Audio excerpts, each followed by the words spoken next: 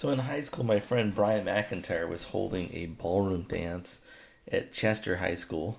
He wanted to make sure girls would come because that's not the kind of thing that they do in Chester.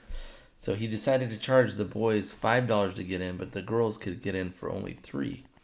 The 45 people who came paid a total of $175. Question: how many girls came to Brian McIntyre, Mr. McIntyre's dance?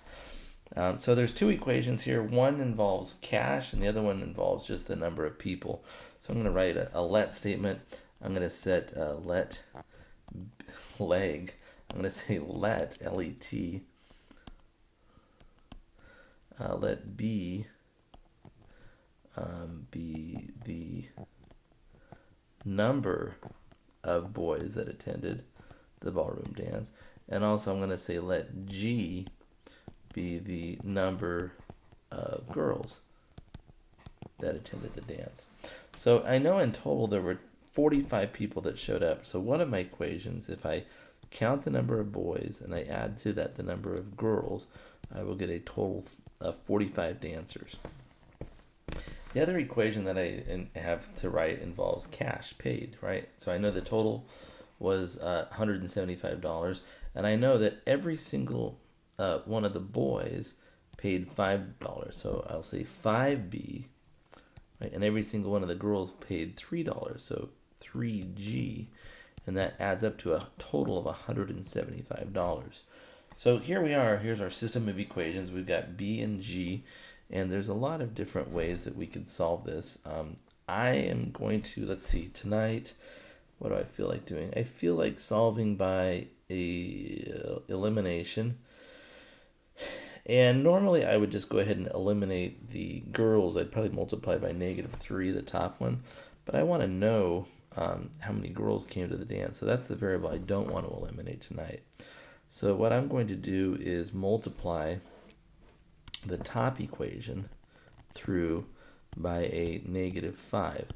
This will make it so that I can eliminate b as a variable. So let's go ahead and rewrite the equation. So let's rewrite the top one.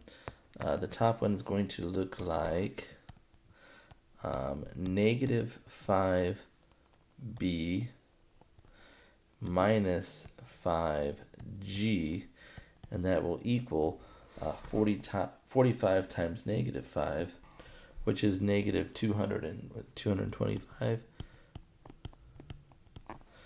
And then let's go ahead and rewrite the second equation just below that. So that is a positive 5b plus 3g, and that equals 175.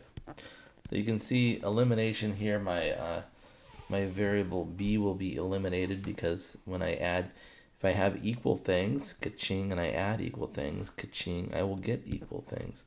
So this result of adding these equations, right, is going to give me, on the one side, I will have a -2g. And on the other side, I've got the -225, and I have to add to that 175. So that should give me a -50. So that tells me, if I divide both sides by -2, that the number of girls in attendance was 25. And that's not bad. I mean, there were 45 people there. 25 of them were girls. So, I don't know, maybe Brian got to dance like once or twice that night. You know what? I am going to go ahead and solve for B. And, I can solve for B just by noting that if I just take the 45 people that were there and I subtract 25, I should get that there are 20 boys at the dance.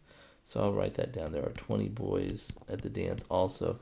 And then I want to just verify that the money works out, right? So if I take $5 for each of the 20 boys plus $3 from each of the 25 girls, that equals, let's see, 5 times 20 is 100.